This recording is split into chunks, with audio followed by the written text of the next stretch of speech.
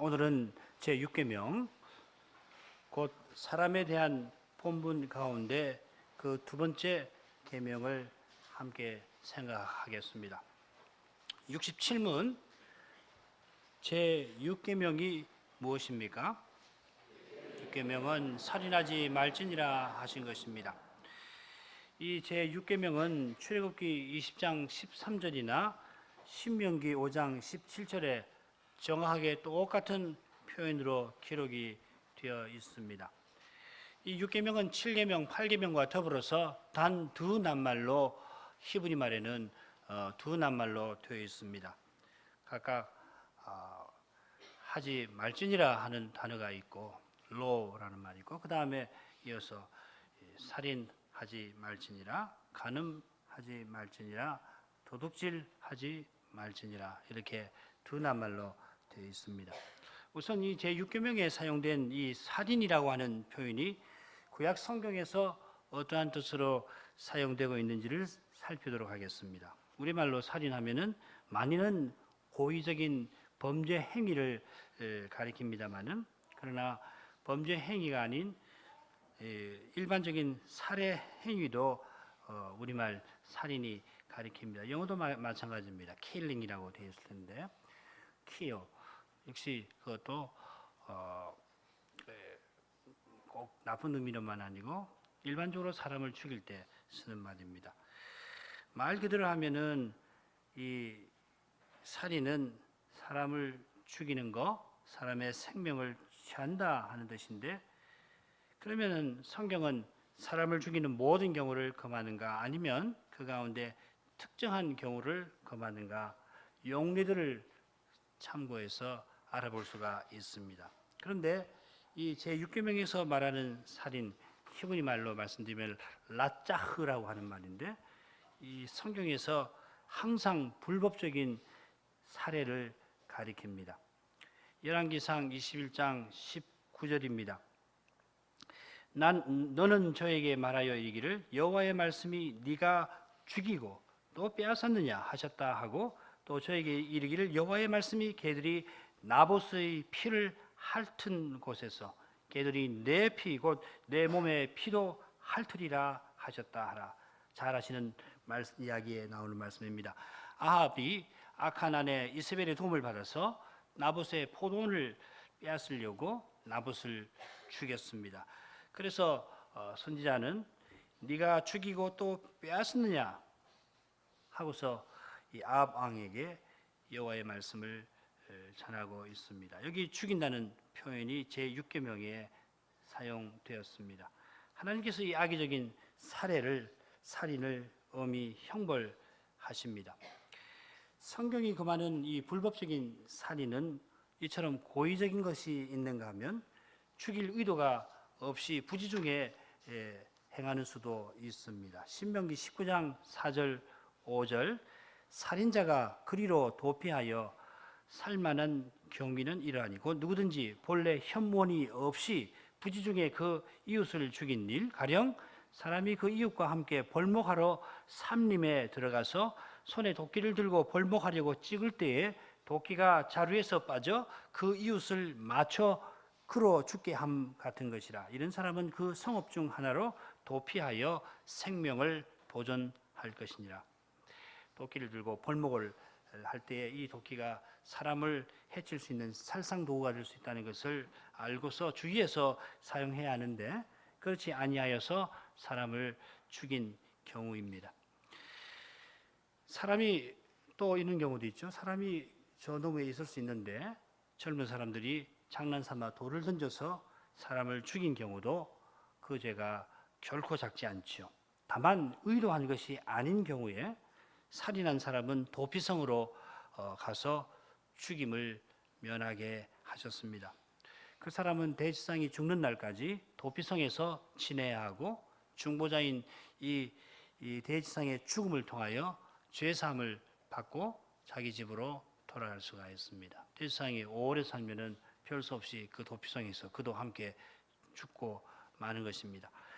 이렇게 고의든지 부지중이든지 불법적으로 사람의 생명을 취하는 이것을 제6계명이 금합니다. 따라서 정당한 재판을 통하여 사람의 생명을 빼앗는 경우든지 정당한 전쟁을 통하여 적군의 생명을 취하는 것은 제6계명이 금하는 행위가 아닙니다. 성경은 이런 경우에 다른 용어를 쓰고 있습니다. 이 살인하지 말라는 표현과 관련해서 또 한 가지 주목할 만한 것은 뭐냐면은 이 살인이라는 표현이 사람에게만 사용되지 하나님께는 사용되지 않는다 하는 겁니다. 그러니까 하나님이 주어로서 이 살인이라는 이 용어가 쓰이는 경우는 하나도 없다 하고 말씀드릴 수 있습니다. 이것은 계명이 금하는 이 살인이 불법적 행위라고 하는 사실과 관련될 것입니다. 게다가 하나님께서는 사람의 생명을 취하시는데 우리에게 생명을 주시는 분으로서 그와 같이 하십니다. 우리의 생명은 우리의 것이 아니라 하나님의 것입니다. 오늘도 우리가 이렇게 사는 것은 하나님이 생명과 호흡을 매 순간 우리에게 주시는 덕분입니다. 생명을 주시는 그분이 생명을 취하시는 것은 마땅합니다. 그러므로 우리는 어떤 현실이든지 욥과 같이 고백하지 않을 수 없습니다. 가로되 내가 모태에서 적신이 나왔은즉 또한 적신이 그리로 돌아가올지라. 주신 자도 여호와시요 취하신 자도 여호와시오니 여호와의 이름이 찬송을 받으실지니라. 욥기 1장 21절입니다. 우리의 모든 것, 심지어 생명도 하나님이 주시고 하나님이 친히 거두어 가십니다. 하나님께서 그와 같이 하실 때 언제든지 의로우시고 또한 거룩하십니다. 바로 이 사실 위에서 하나님은 홍수 후에 불법적인 살인을 금하십니다. 창세기 9장 5절 6절 내가 반드시 너희 피 곧 너희 생명의 피를 찾으리니 짐승이면 그 짐승에게서 사람이나 사람의 형제면 그에게서 그의 생명을 찾으리라. 무릇 사람의 피를 흘리면 사람이 그 피를 흘릴 것이니 이는 하나님이 자기 형상대로 사람을 지었음이니라. 생명을 주기도 하시고 취하기도 하시는 이 생명의 주께서 사람들이 함부로 다른 사람의 피를 불법적으로 흘리지 못하게 단단히 막으셨습니다. 불법적으로 사람의 피를 흘리는 일이 있으면 내가 찾겠다 하시고 이어서 사람의 피를 흘린 그 사람의 피를 다른 사람이 흘리게 하셨습니다. 하나님이 사형 제도를 친히 세우셨는데 그 제도를 통하여서 친히 불법적으로 살인한 사람의 생명을 거두어 가십니다. 따라서 하나님이 세우신 사형 제도를 따라서 다른 사람의 생명을 취하는 사람은 살인죄를 범하는 것이 아니라 하나님의 규례를 조차 의를 집행하는 사람입니다. 하나님께서 살인을 금하시는 목적이 6절의 말씀에 나옵니다. 이는 하나님이 사람을 하나님의 형상대로 자기 형상대로 사람을 지으셨습니다 하였습니다.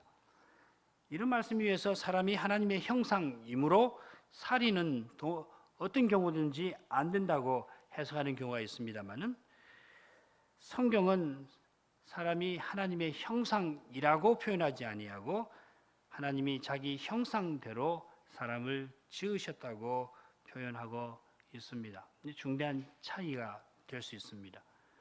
우리가 일반적으로 사람이 하나님의 형상이라 이렇게 일반적으로 말하는 건 큰 문제가 없습니다만은 때때로는 좀 주의해서 보아야 합니다. 이 표현은 먼저 사람 자체 안에 무슨 본래적인 가치가 있는 것이 아니라 사람의 모든 가치는 하나님에게 의존되어 있음을 잘 보여줍니다. 그러니까 사람이 하나님의 형상이라고 할 때는 사람 자체에 무슨 가치가 있는 것처럼 해석하기가 쉬운데 그렇게 생각해서는 안 된다는 겁니다. 만일 사람 자체 안에 본래적인 가치가 있다고 주장한다면 살인한 사람의 생명이나 살인당한 사람의 생명이 근본적으로 동일한 가치를 지닌 것이라고 말하기가 쉬울 겁니다. 이런 생각에서 사형 반대 운동도 나왔을 것입니다. 그러나 사람의 모든 가치는 하나님과 관련되어 있습니다. 살인하지 말라는 계명을 고의적으로 어기는 사람은 하나님이 주시는 생명을 누릴 자격을 스스로 저버린 것입니다. 그러니까 하나님께서는 정당한 재판 절차를 통해서 때로는 친히 주권적으로 그런 사람의 생명을 취하여 가십니다. 둘째로 하나님이 자기 형상대로 사람을 지으셨다는 이 표현은 하나님의 형상이신 그리스도 안에서 사람을 구원하실 뜻을 내신 것을 가리킵니다. 태초에 하나님께서 사람을 순결한 상태로 지으셨는데 그 목적은 하나님의 영광을 드러내며 살게 하심입니다. 이 목적이 하나님의 형상대로 지으셨다 하는 표현에 드러나고 있습니다. 그러나 첫사람 아담은 하나님의 금령을 위반하고 스스로 이 고귀한 목적을 내팽개쳐 버렸습니다.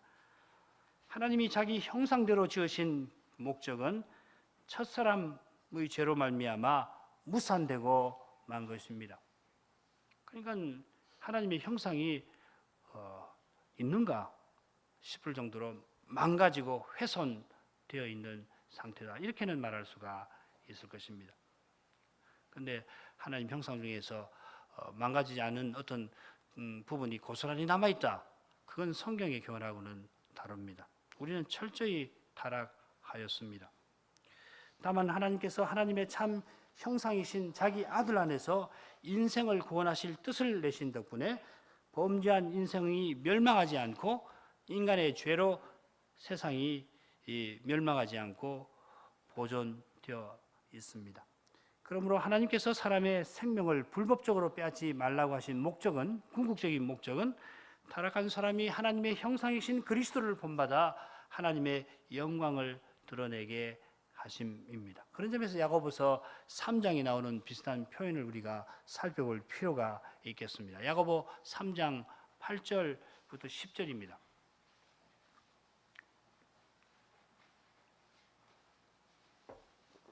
혀는 능히 길들일 사람이 없나니 쉬지 아니하는 악이요 죽이는 독이 가득한 것이라.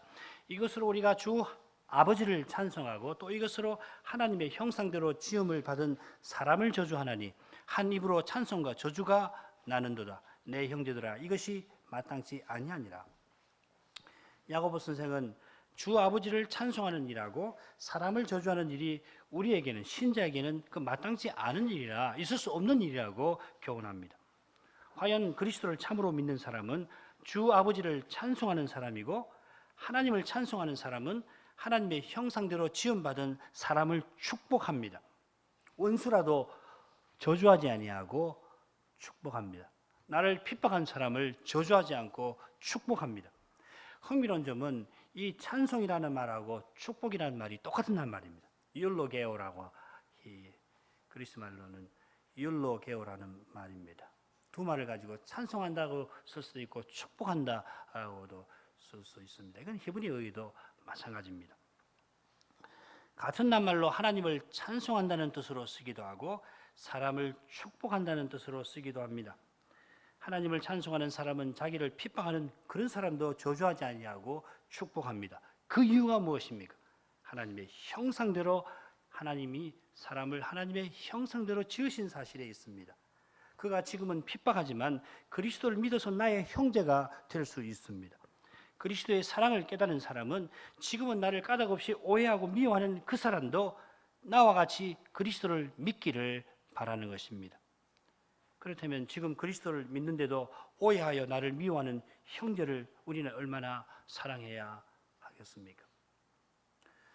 그러므로 그리스도 안에서 우리가 제6계명을 이룰 수가 있습니다. 마태복음 5장 21, 22절입니다. 옛사람에게 말한 바 살인치 말라. 누구든지 살인하면 심판을 받게 되리라 하였다는 것을 너희가 들었으나 나는 너희에게 이르노니.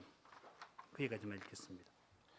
우리가 조금 후에 이 말씀을 좀 더 구체적으로 살필 수 있겠습니다만은 여기서 중요한 것은 22절 처음에 나는 너희에게 이른다, 나는 너희에게 이르노라 하는 이 표현에 담겨 있습니다. 주님께서 계명의 정신을 해명하여 우리에게 교훈해 주십니다. 우리가 이 계명의 정신을 깨닫고 그 정신을 받들 수 있는 길이 오직 그리스도 안에 있습니다. 참된 믿음으로 그리스도의 인격과 사랑을 발휘하여 함께 그리스도의 세계를 이루는, 거기서 6계명의 본의가 이루어지는 것입니다.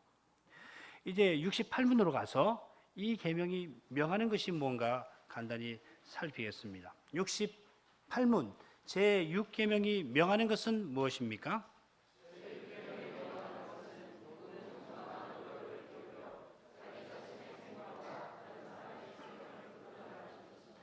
우리가 지난번에 대유리문답에서 이 계명이 명하는 내용들을 상세하게 배웠으므로 소유리문답이 제시하는 성경 구절을 중심으로 이 계명의 명하는 바를 생각을 하려고 합니다. 먼저 우리는 모든 정당한 노력을 기울여서 우리 자신의 생명을 보존해야 한다 했는데, 이 웨스트민스터 이 목사님들은 에베소서 5장 28절부터 30절을 증거구절로 제시하고 있습니다. 읽겠습니다. 이와 같이 남편들도 자기 아내 사랑하기를 제 몸같이 할지니 자기 아내를 사랑하는 자는 자기를 사랑하는 것이라. 누구든지 언제든지 제 육체를 미워하지 않고 오직 양육하여 보호하기를 그리스도께서 교회를 보양함과 같이 하나니 우리는 그 몸의 지체임이니라.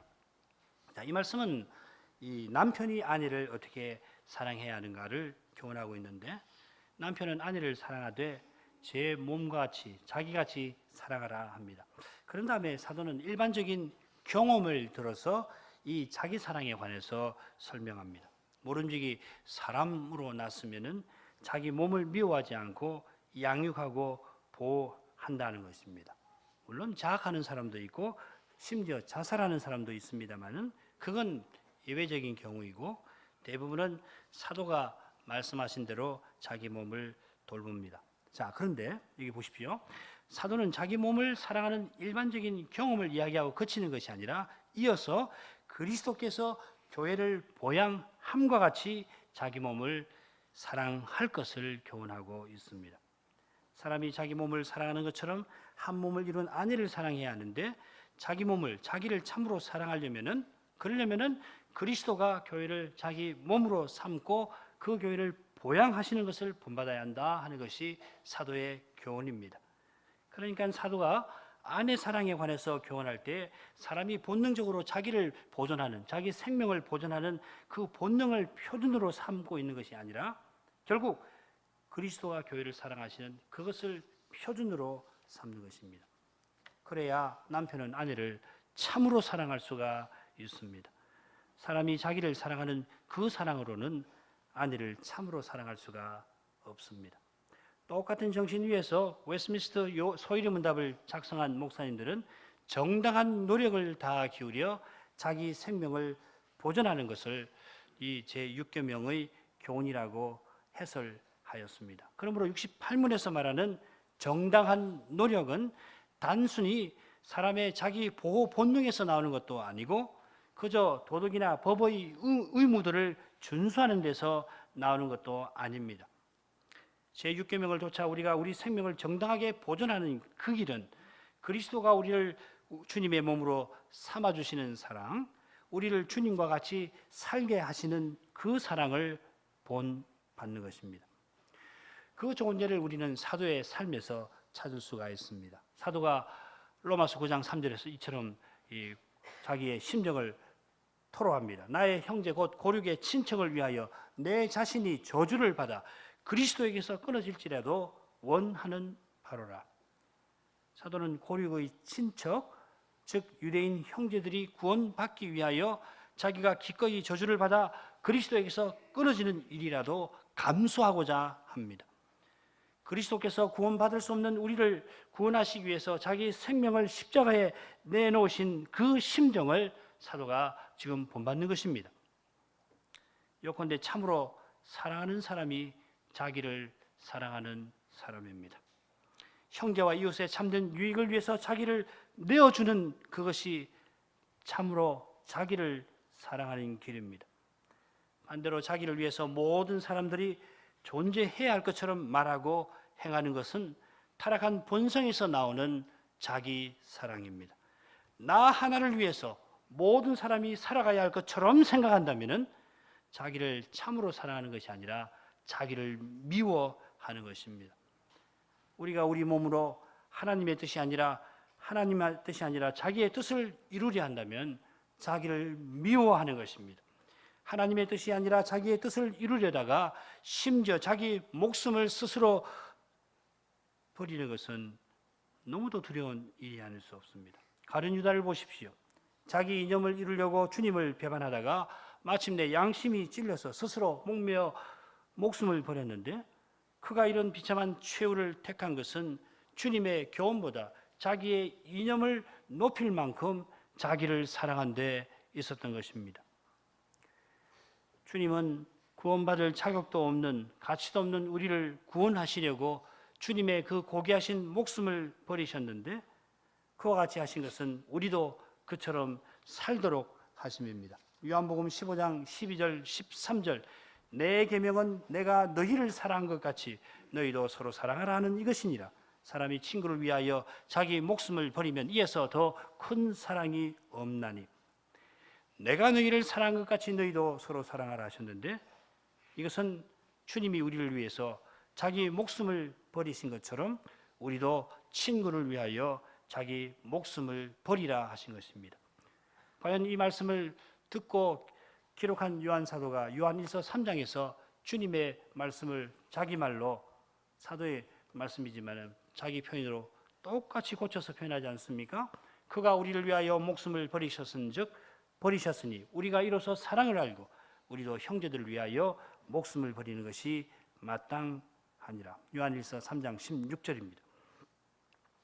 주님이 우리를 위하여 주님의 목숨을 친히 버리시는 것이나 우리가 형제를 위해서 목숨을 버리는 것이 자기 뜻을 이루려 하다가 스스로 목숨을 끊는 것과는, 끝하고 비교해 보면 겉보기에도 다릅니다마는 그 내용에서는 하늘과 땅처럼 차이가 납니다. 과연 사도는 예수님의 죽으심을 자기 몸에 짊어져서 예수의 생명이 교회에 나타나게 하려 했습니다. 하나님의 말씀대로 형제를 참으로 사랑하는 사람은 자기가 죽는 경험을 피할 수 없습니다. 형제의 참된 유익을 위해서 무엇이든지 양보할 뿐만 아니라 심지어는 오해와 미움도 기꺼이 받아들여야 합니다. 시시비비를 따지려면 얼마든지 할 수가 있고, 심지어는 내가 옳다는 것도 증명할 수도 있습니다마는 하나님께서 시시비비를 다 가르치실 것을 믿고 다만 그 형제를 얻기 위해서 기꺼이 당해야 합니다. 그러려면은 자기가 죽어버려야 합니다. 내가 당신보다 못한 것이 뭐가 있느냐, 오히려 내가 더 옳지 않느냐, 이런 마음 가지고는 안 되지요. 그러나 그 형제를 참으로 얻기 위해서 자기를 죽여야 합니다. 자기가 조금이라도 살아있으면은 가만히 있을 수가 없습니다. 똑같이 갚아주려는 마음도 생기고 적어도 억울함이라도 풀려는 마음도 생깁니다마는, 그러나 억울함을 풀고 받은 만큼 돌려주면 나의 이 자기라고 하는 것이 승리를 거둘 뿐이고 새 사람으로 살지 못한 실패를 자인하는 것밖에 없습니다. 이렇게 소극적인 방식으로 우리는 죽음을 경험하지만 적극적인 방식으로 내 생명, 내 은사와 재주와 기회를 다 쏟아서 내 생명을 소진해서 주님과 교회를 위해서 소명을 이루고 나갈 수가 있겠습니다. 사도는 선교 여행에서 죽음을 무릅쓰고 복음을 전함으로 그 생명을 주님과 교회를 위해서 쏟아 부었습니다. 한 번은 돌에 맞아 죽었는데 주님이 그 생명을 다시 살려주시니까 그 다음 날 사도는 복음을 전하러 길을 떠났습니다. 마찬가지로 마지막 예루살렘으로 올라가는 길에 선지자들이 사도의 핍박에 관해서 예언하였습니다마는 사도는 받은 사명을 이루려고 핍박이 기다리는 예루살렘으로 걸어갔습니다. 이처럼 참으로 자기를 사랑하는 길은 형제와 이웃의 참된 유익을 위하여 사는 것입니다. 그 유익을 위해서 자기 생명을 쏟아붓는 것입니다. 이웃과 형제를 참으로 사랑하는 사람이 자기 생명을 정당하게 보존하는 사람입니다. 결국 참으로 사랑하는 사람이 계명의 정신을 이룰 수가 있습니다. 참으로 사랑하려는 사람만이 계명에서 중요한 것이 무엇인지를 알고 또한 그것을 이루는 것입니다. 우리가 때때로 두 계명 혹은 여러 계명이 서로 상충되는 듯이 보이는 현실을 맞이할 수가 있을 겁니다.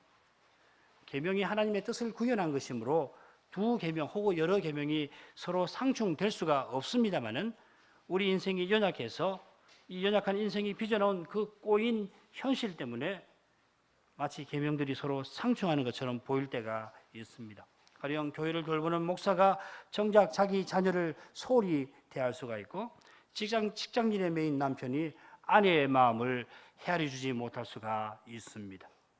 때로는 이런 현상이 반복되고 심지어 고착화되어서 그 관계가 복구하기 어려울 정도로 악화될 수도 있습니다. 사람으로서는 실로 난감할 뻔 포기하지 않을 수 없는, 절망할 수밖에 없는 상태이죠. 그러나 주님을 의지해서 참으로 사랑하려고 하십시오. 그러면 당장에는 서로 남남으로 지내는 것보다 더러 소란도 일어날 수가 있습니다마는 그 소란에 포기할 것이 아니라 주님을 의지해서 주님의 사랑을 기억하고서는 계속 사랑의 심정을 품고 사랑하려 하십시오. 장차는 온전한 사랑 가운데 함께 있을 것을 바라보고 계속 사랑하십시오. 그러면 점차 무엇을 말하고 행해야 하는지를 알게 될 뿐만 아니라 무엇보다 상대의 마음을 헤아릴 줄을 알게 될 것입니다. 상대의 마음이 보일 거예요. 진정으로 상대를 위해 줄 줄을 알게 될 것입니다. 나중에는 상대를 위해 준다는 마음조차도 갖지 않을 것입니다. 오히려 더 사랑하지 못하는 것을 슬퍼하게 될 것입니다. 더욱 사랑하려는 마음 안에서 즐거워할 날이 올 것입니다. 예타하던 그날들까지도 장차는 감사하게 될 것입니다. 66구문으로 가서 제6계명의 본의를 조금 더 생각해 보겠습니다. 제6계명, 69문 제6계명이 금하는 것은 무엇입니까?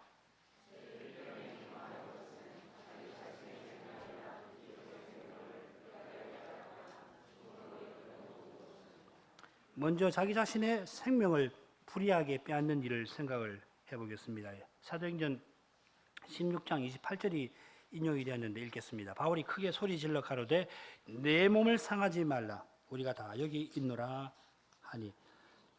여러분 이야기 잘 알고 계시죠? 바울 사도가 2차 선교 여행을 떠나서 성신의 인도를 받아가지고서는 마침내 드로아에서 바다를 건너 그리스 반도 빌립보에 갑니다. 빌립보를 가서 보니까 유대인의 회당은 없고 성문 밖 강가에 기도처가 있었는데 기도처에 여인들이 모여 있었습니다. 사도가 거기서 복음을 전했더니 루디아라고 하는 여인이 이 그리스도를 믿고 사도 일행을 자기 집으로 모셨지요. 이 루디아는 이 자주 장사인데 본래는 두아디라 성 사람입니다. 2차 선교 여행을 떠날 때 사실 사도가 먼저 가려고 했던 것이 이 두아디라가 있는 이 아시아도인데 성신님이 그곳으로 가지 말라 막으셔가지고 당초 예정이 없던 그리스 반도까지 건너왔는데 거기서 처음으로 사도의 복음을 받은 사람은 아시아도 사람이었습니다.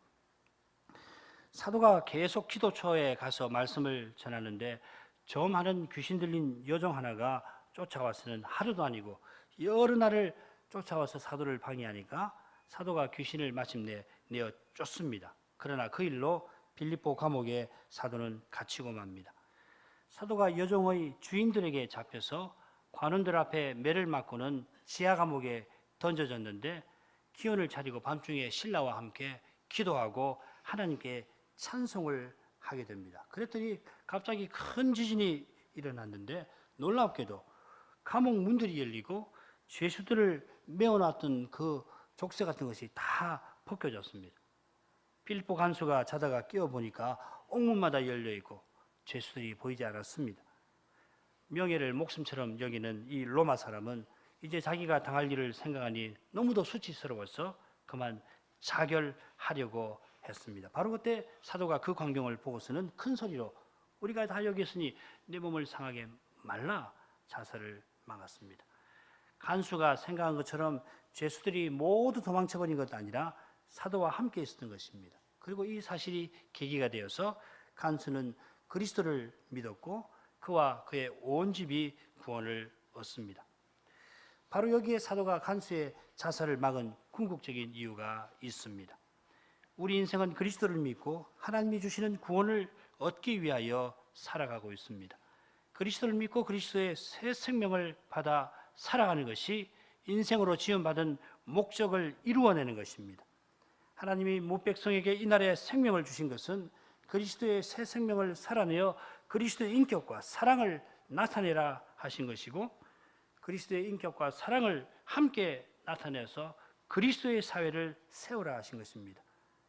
이 고귀한 목적을 이루라고 생명을 주셨으니 우리에게 주신 이 목숨을 거기에 쏟아야 합니다.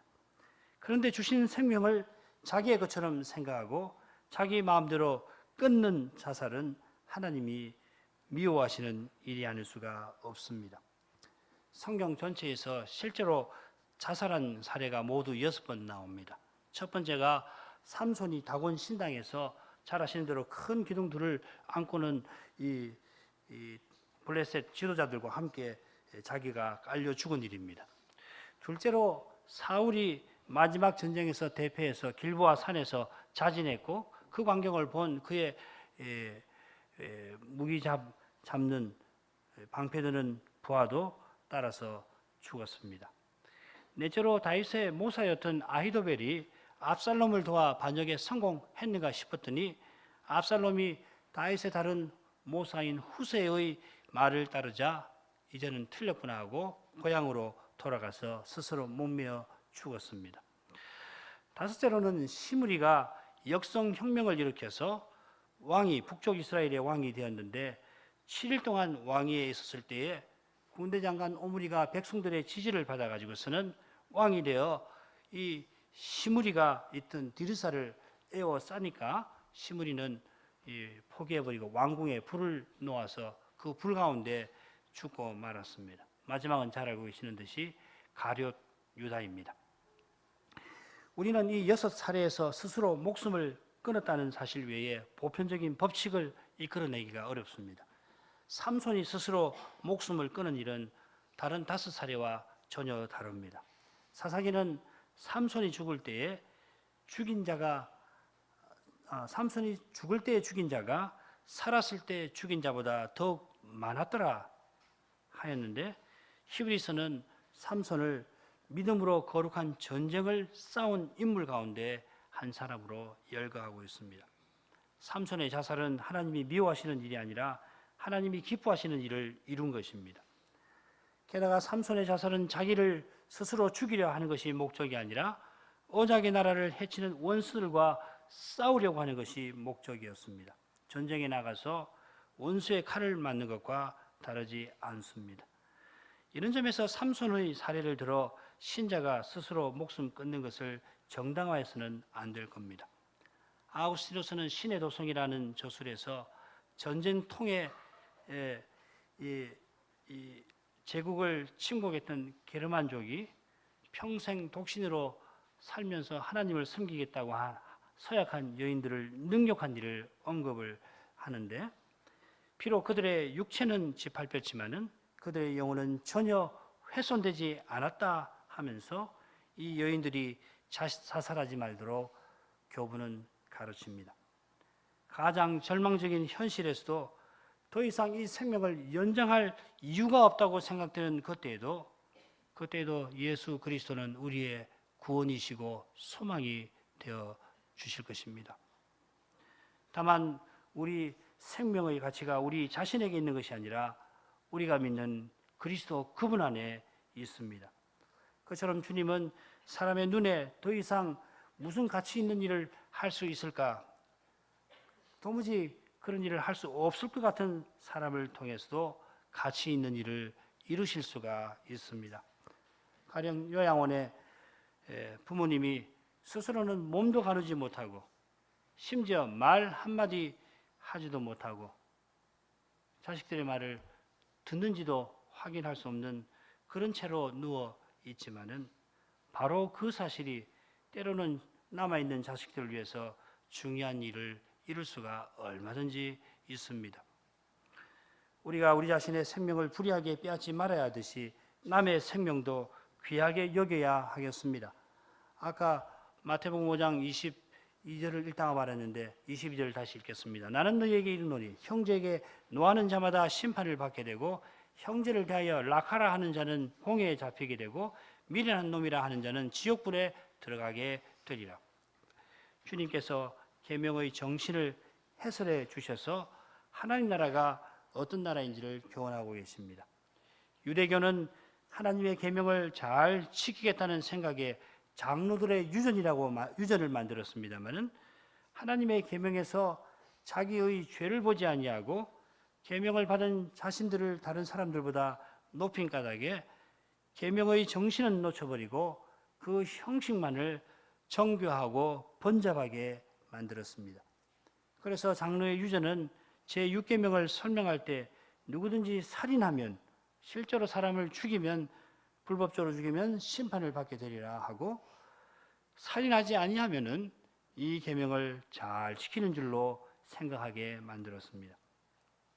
그런데 율법과 선지자를 온전하게 하려고 세상에 오신 주님의 눈에는 바리새인의 죄가 실로 추악하게 보였습니다. 그들이 외출하고 돌아와서 물로 손을 씻고는, 다른 거 아닙니다. 여기까지 이 물을 한번 바르는 것입니다. 뭐 깨끗하게 씻는 것이 아니고 물로 이렇게 결례니까요. 이렇게 하고서 마는 것입니다. 그렇게 씻고서 음식을 먹지 않으면은 부정하다 하였습니다마는, 그러나 실로 가정한 것들이 그들의 마음에 가득하였습니다.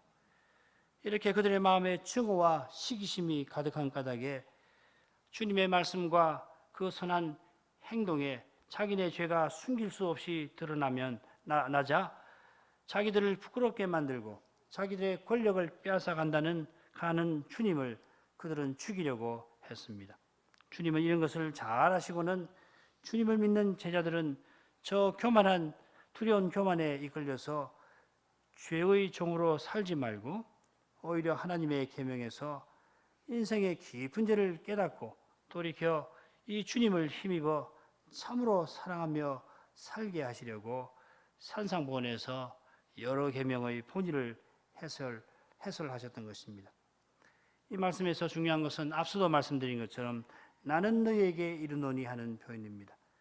주님이 율법을 완성하러 오신 분으로서 율법의 정신이 무엇이며 그 정신을 행할 수 있는 길이 무엇인지를 보여주신 것입니다. 율법의 정신을 알고 그 정신을 쫓아 사는 길은 무엇보다 주님 하신 말씀을 겸손히 듣는 것입니다. 사람의 생각대로 요컨대 사람의 도덕을 쫓아 율법을 해석한 결과대로 자기 힘으로 이루어 보려고 하는 것은 주님의 말씀을 듣는 태도가 아닙니다. 스스로 판단하는 사람이고 스스로 이루어 보려고 하는 사람입니다. 본래 사람이 그렇게 치움받지 않았습니다. 더욱이 타락한 사람은 겸손히 말씀을 듣고 그 말씀을 받들어야 합니다. 우리가 주님의 말씀을 들을 때에 우리가 얼마나 죄인인지를 계속해서 배우게 됩니다.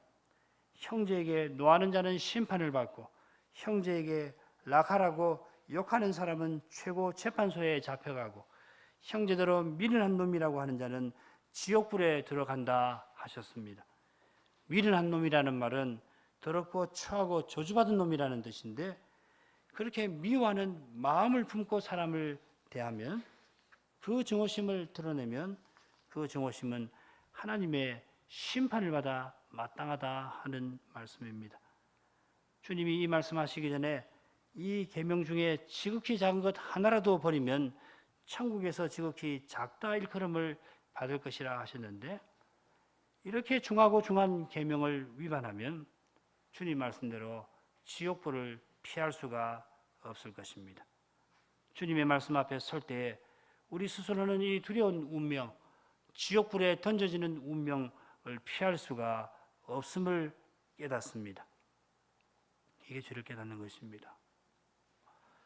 우리가 주님의 이런 말씀을 들을 때에, 주님의 말씀을 들을 때마다 겸손히 주님의 은혜를 의지하지 않을 수가 없습니다.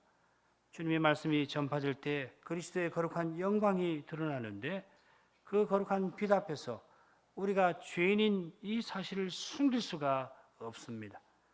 아무리 하나님 말씀대로 살았다 하더라도 우리는 날마다 의를 쌓아가는 것이 아니라 오히려 우리 스스로는 죄책을 증가시킬 뿐입니다.